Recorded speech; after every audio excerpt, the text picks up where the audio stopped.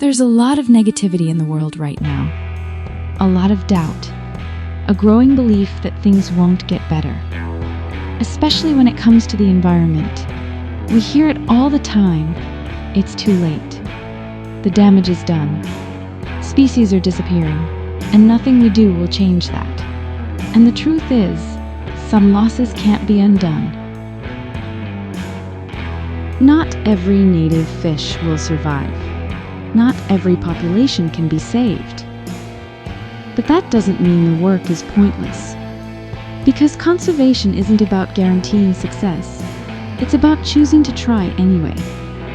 Every restored stream matters. Every habitat improvement helps. Every fish moved out of harm's way buys time. Through habitat restoration, we give rivers a chance to heal. Through translocations, we keep populations alive through droughts, fires, and floods. And through hatcheries, we protect species that the wild can't yet support on its own. These aren't shortcuts. They're lifelines. And while we may not stop every extinction, we can prevent many of them.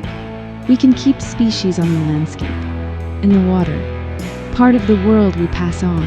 Hope doesn't mean ignoring reality. It means believing our actions still matter within it. Because every fish still swimming is proof that effort works, that persistence is possible, that improvement isn't just an idea, it's happening.